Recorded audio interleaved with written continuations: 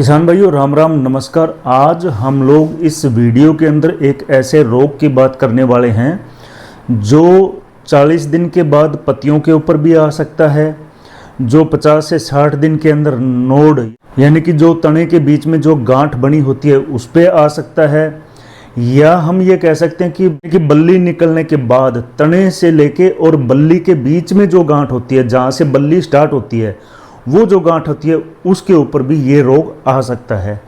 तो किसान भाइयों, ये जो रोग है ये है ब्लास्ट, यानी कि जिसको हम लोग झुलसा रोग बोलते हैं या झोंका रोग बोलते हैं हम लोग, यानी कि ब्लास्ट ऑफ राइस। तो किसान भाइयों, इसके अंदर हम लोग बात करने वाले हैं कि ब्लास्ट कितने प्रकार से हमारे धान की फसल के अंदर आ सकता है, क्योंकि अलग अलग स्टेज के ऊपर आएगा।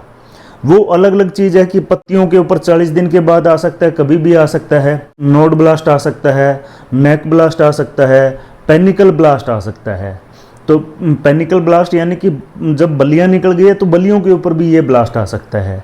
तो ये इसकी जो बात करें तो ये 4 प्रकार से ब्लास्ट है। पहला कि लीफ ब्लास्ट यानी कि पत्तियों का ब्लास्ट, यानी कि पत्तियों के ऊपर। दूसरा जो है नोड ब्लास्ट, यानी कि जो तना होता है, तने के बीच में जो गांठ होती है उसके ऊपर जो ब्लास्ट है वो नोड ब्लास्ट है। तीसरा जो नेक ब्लास्ट, जिसको हम लोग गाटा मरोड़ बोलते हैं, गर्दन मरोड़ बोलते हैं, जहाँ से बल्ली शुरू होती है वहाँ से क्या है कि मतलब धब्बा हो जाता है और वहाँ पे वो प्रॉब्लम आ जाती है। और चौथा जो है बल्लियों के ऊपर पेनिकल ब्लास्ट, जिसको हम लोग बोलते हैं। अब ये चीज़ देखने वाली है कि जब ये ब्लास्ट आएंगे तो हमें क्या उनके ऊपर दिखेगा, और उसको देख के हम लोग एक आइडिया लगा सकते हैं कि ये हमारे धान की फसल के अंदर ब्लास्ट आ गया या कोई और रोग है। तो किसान भाइयों, सबसे पहले हम बात करें तो लीफ ब्लास्ट की बात करेंगे। लीफ ब्लास्ट के अंदर क्या होगा कि धान के फसल की जो पत्ती है उस पत्ती के ऊपर आपको चौकोर यानी कि जो हीरा होता है, डायमंड होता है, उस आकार में आपको, जैसे मान लो वो बीच का जो भाग है वो सफ़ेद होगा और साइड का जो भाग है वो भूरे रंग का होगा, या बीच का भाग हल्का स्लेटी रंग का होगा या राख के रंग का होगा, और जो साइडों में जो भाग होगा वो भूरे रंग का होगा, लेकिन होगा वो चौकोर, यानी कि जिस प्रकार का जो डायमंड यानी कि हीरा होता है उस टाइप से वो चौकोर होगा। तो ये यदि इस टाइप से अपने को धब्बे दिखाई दे रहे हैं तो वो लीफ ब्लास्ट है। वो धीरे धीरे क्या होगा, वो भूरा होता जाएगा और वो पूरी पत्ती के ऊपर फैलता जाएगा और पत्ती बाद के अंदर सूखती जाएगी। तो ये अपने को प्रॉब्लम आ सकती है। ये जो रोग शुरू होता है, शुरुआत के अंदर अपने को ऐसे नीले या हरे रंग के धब्बे दिखाई देंगे। बाद में ये धब्बे क्या हो जाते हैं कि बीच का भाग तो सफ़ेद रह गया और साइडों में ये क्या है कि भूरे रंग के अंदर परिवर्तित हो जाता है। तो धीरे धीरे ये अपने को अलग अलग धब्बे दिखने पत्ती के ऊपर शुरू हो जाता है। तो वो लीफ ब्लास्ट है, यदि ऐसा सिम्टम्स अपने को दिखाई दे रहा है तो ये तो आगे जो लीफ ब्लास्ट कैसे हमें दिखाई देगा। दूसरा आ गया नोड ब्लास्ट। अब नोड ब्लास्ट के अंदर धान के पौधे का जो तना है उसके बीच में जो गांठ होती है, उस गांठ के ऊपर जो अपने को क्या है कि काले रंग के जो धब्बे दिखाई देंगे, यानी कि वो गांठ काली या भूरी हो जाएगी, वहाँ से वो भाग टूट सकता है। जब वो गांठ काली या भूरी हो गई तो वो नोड ब्लास्ट है, उसको हम लोग नोड ब्लास्ट कहते हैं। यदि वो काले भूरे रंग की हो जाती है तो वो कई बार वो क्या होता है कि ज़्यादा यदि हो गया तो वो ऊपर का जो भाग है वो टूट सकता है। तो ये नोड ब्लास्ट है। तीसरा जो है वो है नेक ब्लास्ट। नेक ब्लास्ट को हम लोग पहले मैंने आपको बताया कि जिसको हम लोग पंजाबी में गाटा मरोड़ बोलते हैं और हिंदी में गर्दन मरोड़ बोलते हैं, यानी कि जहाँ से बल्ली चालू होती है उस जगह पे भूरे रंग का या काले रंग का जो है वो धब्बा हो जाता है। उसकी वजह से क्या होता है कि वो बल्ली बिल्कुल वो झुक जाती है। तो यदि वो टूट गई या झुक गई, उस पौधे से जो मिलने वाला भोजन है वो उस बल्ली को बंद हो जाता है। जब उस बल्ली को वो भोजन बंद हो गया तो उसके अंदर जो दाने बनेंगे वो खाली दाने बनेंगे। तो इस प्रकार से यदि ये प्रॉब्लम अपने को दिखती है तो वो नेक ब्लास्ट है, गर्दन मरोड़ है। ठीक है।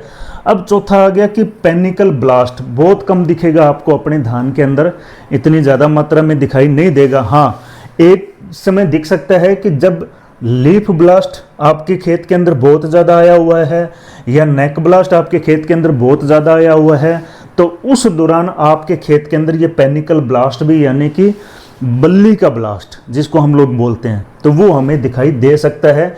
इसके अंदर क्या होगा कि जब ये ब्लास्ट आपके धान के बल्ली के ऊपर आ गया तो या तो वो मतलब दाने खाली रह जाएंगे या वो बिल्कुल भी नहीं बनेंगे, ठीक है। और ऊपर का जो खोल है, दाने के जो ऊपर का जो खोल है वो बिल्कुल क्या है कि ऐसे पिचकता रहेगा। दूसरा क्या है कि वो भूरे से रंग का हो जाएगा, बल्ली बिल्कुल भूरे से रंग की हो जाएगी, तो वो बिल्कुल जो बल्ली है वो खाली रह जाएगी। तो ये प्रॉब्लम अपने लोगों को आ सकती है।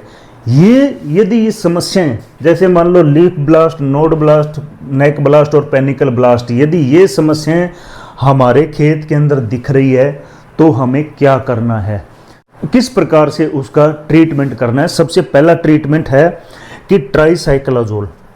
ट्राइसाइक्लाजोल कई एरिया के अंदर, जैसे पंजाब के अंदर ये बैन है, कई एरिया में भारत के काफ़ी राज्यों के अंदर ये जो ट्राइसाइक्लाजोल है ये बैन है।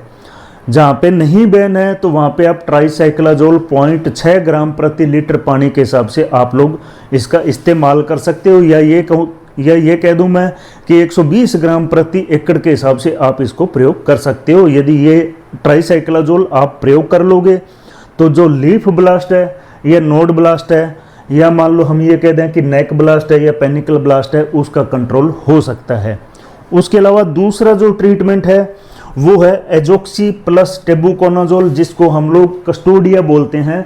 250 ml प्रति एकड़ के हिसाब से आप इसका यूज़ कर सकते हो। तो इससे भी आपके धान के खेत के अंदर यदि ब्लास्ट आ रखा है तो उस पर कंट्रोल हो सकता है। तीसरी एक दवाई और आती है आइसोप्रोथिलोन। आइसोप्रोथिलोन जिसको हम लोग बोलते हैं फ्यूजी-1, टाटा की जो फ्यूजी-1 आती है, तो इसका हम लोग यूज़ कर सकते हैं अपने खेत के अंदर। यदि आपके धान की फसल के अंदर ब्लास्ट आया हुआ है 400 ml प्रति एकड़ के हिसाब से हम लोग इसको ले सकते हैं, यानी कि 2 ml प्रति लीटर पानी के हिसाब से हम लोग इसका यूज़ कर सकते हैं। तो ये 3 केमिकल है किसान भाइयों। जब आप अपने धान की फसल के अंदर यदि एमिस्टार टॉप का यदि आप छिड़काव कर रहे हो और आपको कहीं ना कहीं ब्लास्ट दिखाई दे रहा है तो एमिस्टार टॉप भी उस ब्लास्ट के ऊपर 50 से लेकर 60% तक काम करता है। तो आपको फिर दूसरी दवाइयाँ करने की कोई ज़रूरत नहीं है। यदि आप एमिस्टार टॉप का छिड़काव उस टाइम कर रहे हो और आपको कहीं ना कहीं ब्लास्ट दिख रहा है तो आपको घबराने की ज़रूरत नहीं है। वो एमिस्टार टॉप भी आपके 50 से लेकर 60% पे वो काम करेगा। एमिस्टार टॉप यानी कि एजोक्सिस्ट्रोबिन प्लस डाइफेनोकोनाजोल, जो मर्जी कंपनी का आप ले रहे हो तो वो 50 से 60% तक ब्लास्ट के ऊपर भी वो काम करेगा। तो मेजर चीज़ यही है कि जो लीफ ब्लास्ट, नोड ब्लास्ट, नेक ब्लास्ट और पेनिकल ब्लास्ट यदि ये आपके खेत के अंदर यानी कि झुलसा रोग जिसको हम लोग बोलते हैं आपके खेत के अंदर आ रखा है तो आप लोग ट्राइसाइक्लाजोल यदि आपके अवेलेबल है आपके स्टेट के अंदर, आपके राज्य के अंदर, तो उसका प्रयोग कर सकते हैं। नहीं तो आप लोग एजोक्सिस्ट्रोबिन प्लस टेबुकोनाजोल यानी कि कस्टोडिया वाला साल्ट को आप लोग प्रयोग कर सकते हो। नहीं तो आप आइसोप्रोथिलोन यानी कि फ्यूजी-1 वाला जो टेक्निकल है उसको आप लोग प्रयोग कर सकते हो। तो इसमें से किसी एक टेक्निकल का आप लोग प्रयोग कर सकते हो। और मेरी सलाह यही है किसान भाइयों कि जब आप अपने खेत के अंदर जा रहे हो तो पत्ती के ऊपर धब्बे देखो कि किस टाइप के धब्बे दिख रहे हैं और कौन से रोग के हैं, कि वहाँ पे नोड ब्लास्ट भी है कि तने के बीच के अंदर जो गांठ है उसके ऊपर तो कहीं हमें कालापन या कहीं भूरा धब्बा दिखाई नहीं दे रहा है। तीसरा, कहीं अपने नेक ब्लास्ट की बात करें तो अधिकतर बासमती किस्मों के अंदर अपने को नेक ब्लास्ट की समस्या आती है। तो वहाँ पे क्या है कि हमें देखना चाहिए कि क्या हमारे जो धान के अंदर बल्ली जहाँ से चालू हो रही है तो वहाँ उस जगह पे किसी प्रकार का कोई भूरा या काला धब्बा हमें दिखाई दे रहा है या नहीं दे रहा है, तो वो हमें थोड़ा सा देखने की ज़रूरत है। तो किसान भाइयों, समय रहते यदि आपने अपने खेत को संभाल लिया तो आप एक प्रॉपर तरीके से ब्लास्ट का कंट्रोल कर पाओगे। तो मेरी तरफ से इतना ही है। कोई आपका सवाल है तो आप मेरा जो व्हाट्सएप नंबर दे रखा है उस पर आप अपना सवाल मेरे से पूछ सकते हो। जय जवान, जय किसान, जय विज्ञान, राम राम, नमस्कार।